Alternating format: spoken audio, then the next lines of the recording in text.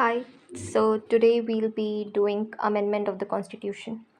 A very important topic in itself, particularly for prelims. So it's important to go through it at least once. So एक बार एक story की तरह चलकर देख लेते हैं. Okay. I'll be covering all the important things in it. And if something will be left, I'll be doing it later. Okay. So I hope nothing will be left, but still. So let's start with it. Amendment of the constitution.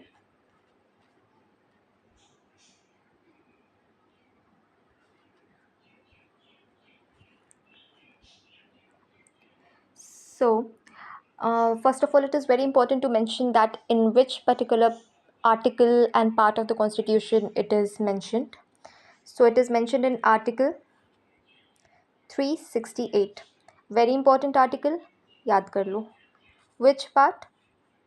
Part 20 of the constitution. Okay. And what does this article in this part mentions about? It mentions about the power of the parliament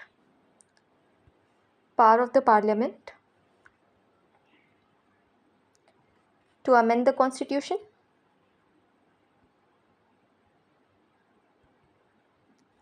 and its procedure. मतलब parliament amend करेगा, पार किसके पास है? Parliament के पास है. और कैसे amend करेगा, that is also mentioned in this particular article. Okay. So while we talk about the amendment of the constitution, एक पर्टिकुलर टर्म काफ़ी इंपॉर्टेंट हो जाता है which has been coined by our honorable judiciary. That term is basic structure of the constitution. Basic structure of the constitution.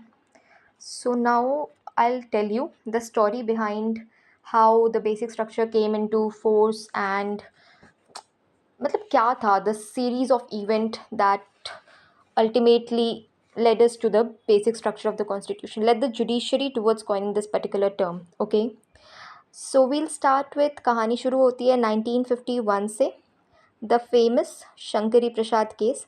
जितना जितना इन cases के बारे में मैं बताते जा रही हूँ इतना आप कर लियो, इससे ज़्यादा I don't think is required. Okay. Shankari Prasad case कब का है? 1951. आज़ादी कब मिली? 47. और ये केस आ गया 51 में. कॉन्स्टिट्यूशन आया 1950. We celebrate our Republic Day. Okay okay, now stick to topic. So Shankari Prasad case 1951.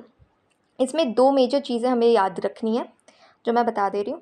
पहली चीज़ ये होगी कि पहली बात जो सुप्रीम कोर्ट ने जजमेंट में बोला, that the power of the parliament to amend the constitution, power of the parliament to amend the constitution includes the power to amend the fundamental rights also. Amend fundamental rights also. सो यानी कि parliament हमारे fundamental rights को भी amend कर सकता है. Okay. तो जो दूसरी बात बोली कोर्ट ने वो ये बोली that the word law. Okay, दूसरी बात जो इसने बोली वो ये बोली that the word law, which particular article? In Article 13 of the Constitution includes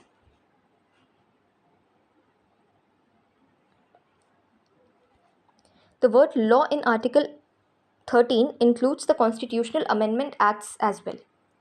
नहीं, does not include. I am so sorry, just उल्टा बोल दिया. ठीक है. The word law in Article 13 does not include Constitutional Amendment Acts. Okay. ये पहला Shankari Prasad case के बारे में ये दो पॉइंट्स याद रख लेनी है बिल्कुल अच्छे से. फिर आया Golaknath case. Which year?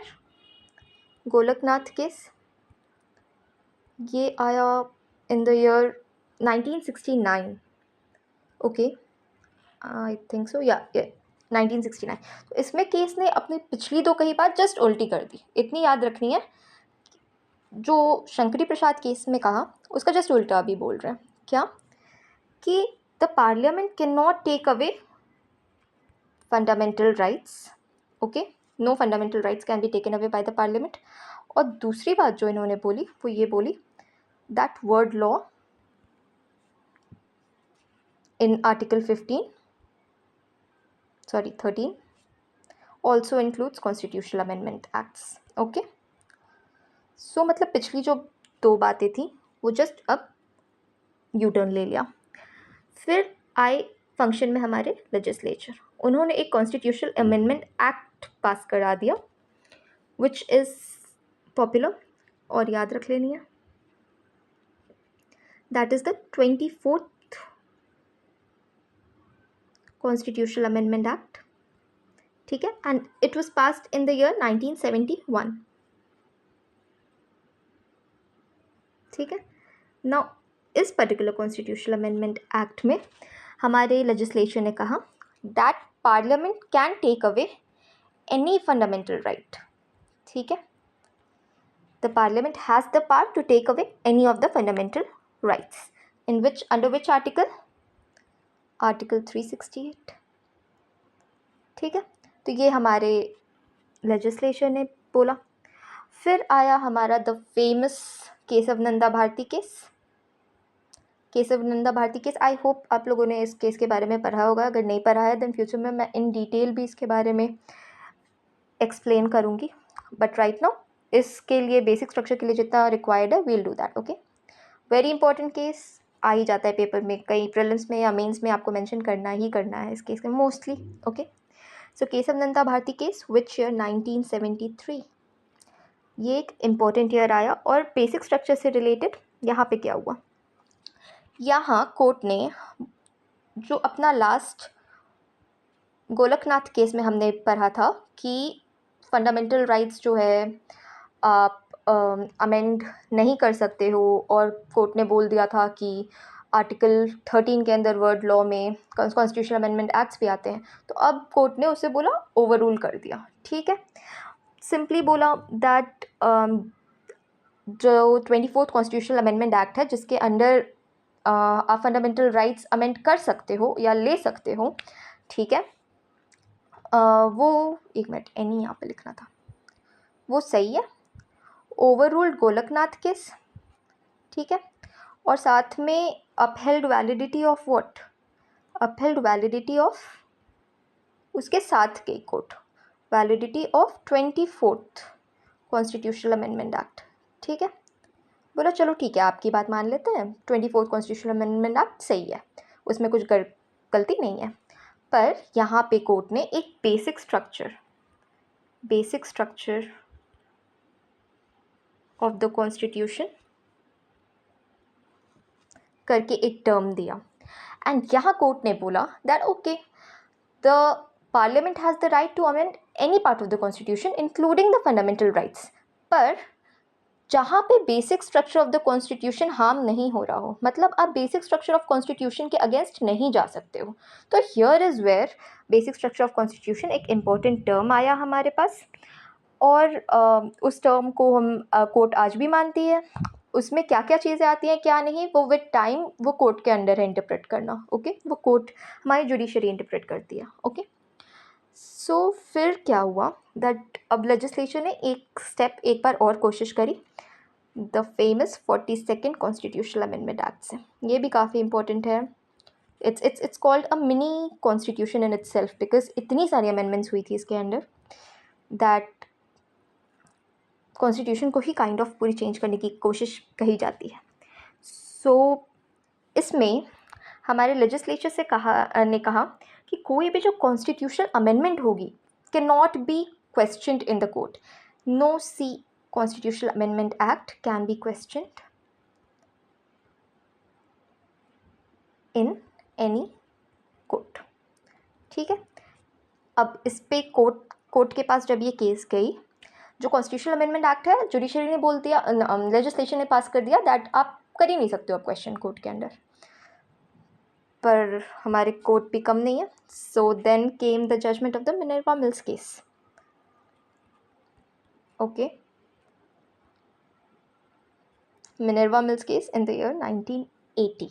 Okay, अब इसमें कोर्ट ने कहा that the power of judicial review, ठीक है, जुडिशियल रिव्यू की जो पावर है वो अपने आप में बेसिक स्ट्रक्चर ऑफ कॉन्स्टिट्यूशन है.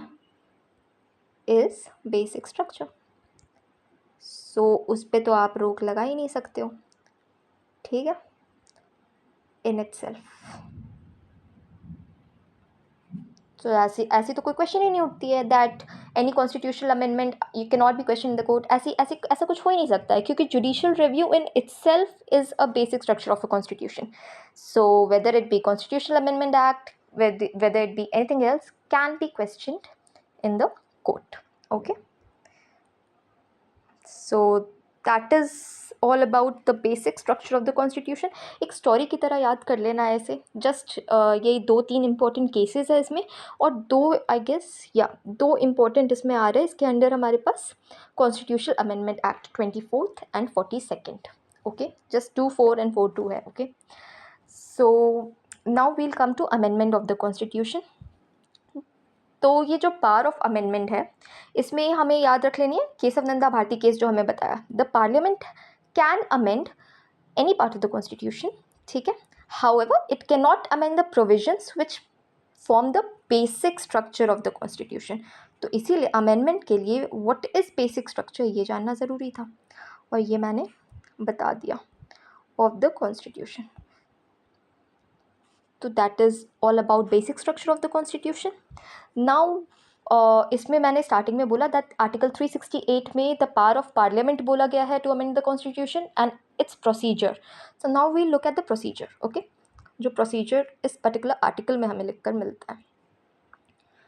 सो पहली बात जो बोली गई है that this power can be initiated in either of the houses यानी लोकसभा या Rajya Sabha.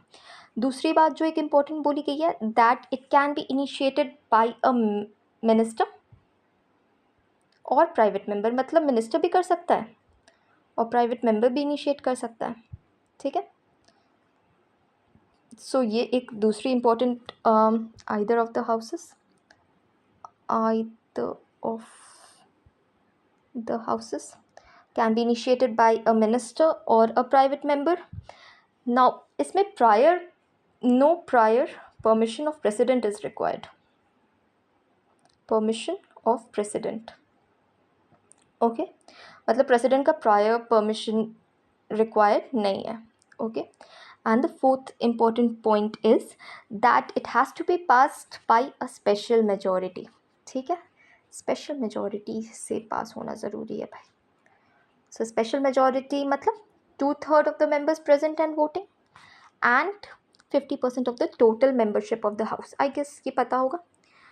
However, I'll talk about the types of majority in the next video. Okay, that is the simple majority, special majority, and special majority plus ratification of half of the state legislatures.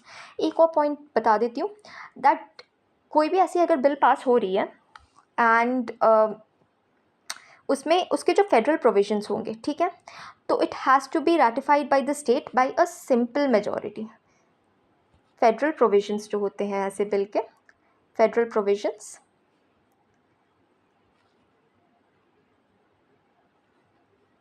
State से have to be ratified by the state by simple majority. Special majority कहाँ, centre पे हमें ज़रूरत पड़ी, और यहाँ जब state से पास कराने की बात है तो we just need simple majority. Majority of the members present and voting, that is simple majority. ठीक है. सो इसके अंडर या all these are some of the points amendment of the constitution में which are very important, और ये तो आप याद कर ही लो किसी भी हाल में. ठीक है. नाउ एक और चीज़ है दैट एक बात ऐड कराई गई थी 24th कॉन्स्टिट्यूशनल अमेंडमेंट एक्ट में, जिसमें हमें बोल दिया गया था दैट प्रेसिडेंट का जो एसेंट है, ठीक है, द प्रेसिडेंट्स एसेंट, प्रेसिडेंट का एसेंट जो है to any constitutional amendment bill, ठीक है, to any constitution bill has to be given. मतलब द प्रेसिडेंट मस्ट गिव, क्या लिख रही हूँ मैं, president assent is a must. The president must give assent to any constitutional amendment bill and withhold करना allowed नहीं है.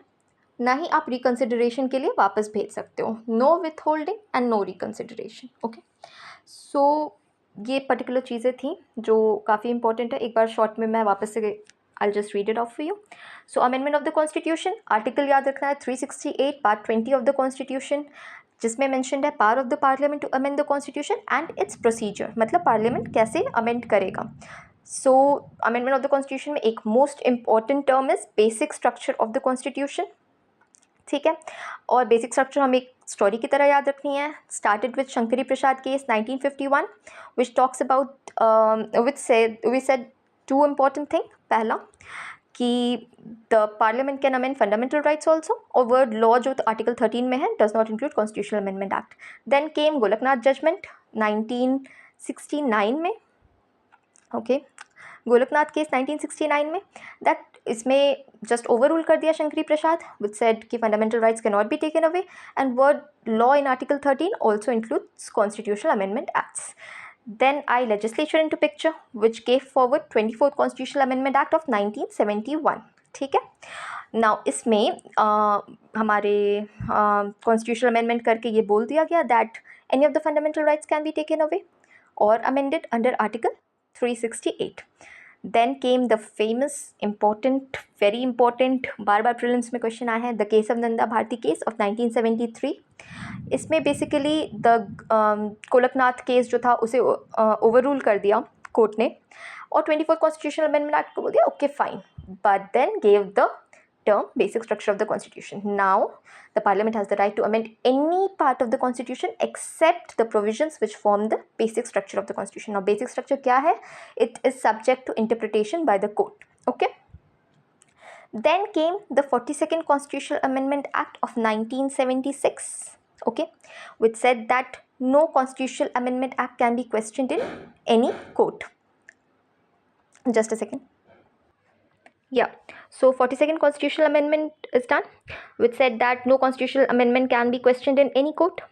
Then the court gave Minerva Mills case का judgment में of 1980 that judicial review is itself a basic structure of the constitution. So question तो करेंगे. So that's it. Here we came to know about the basic structure of the constitution. Then the second part is the procedure in which the constitution can be amended. पहला so 5 points इसमें याद रखनी है that the amendment can be initiated in either of the houses, यानी कि bill हम किसी में भी इंट्रोड्यूस कर सकते हैं. Okay, now the can be initiated, now it can be initiated in by a minister और अ प्राइवेट मेंबर, दोनों में से कोई भी कर सकते हैं. Then no prior permission of president is required. Okay, then special majority चाहिए, that is 3/4 of the members, नहीं 2/3 of the members. Did I say 3/4 earlier also? I'm so sorry if I said that.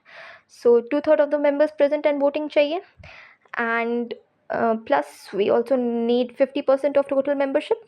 Okay. Then fifth point is कि जो federal provisions होते हैं वो has to be ratified by simple majority state के through. Okay. So and the last point जो हम लोगों ने एक ध्यान रखी थी दैट 24th कॉन्स्टिट्यूशनल अमेंडमेंट से ये हो गया था दैट बस president has to give assent. Okay, must give assent, can not be sent back for reconsideration, and the president cannot withhold the constitutional amendment bill. So president must give assent to constitutional amendment bill once it is passed by both the houses. Okay, so that's it. That's all about constitutional amendment or amendment of the constitution. Please keep these points fingertips पे, काफ़ी है. Okay, thank you. Next we'll meet with the types of majorities. Okay, it will be a short video but an important one. Okay, so stay connected. Bye.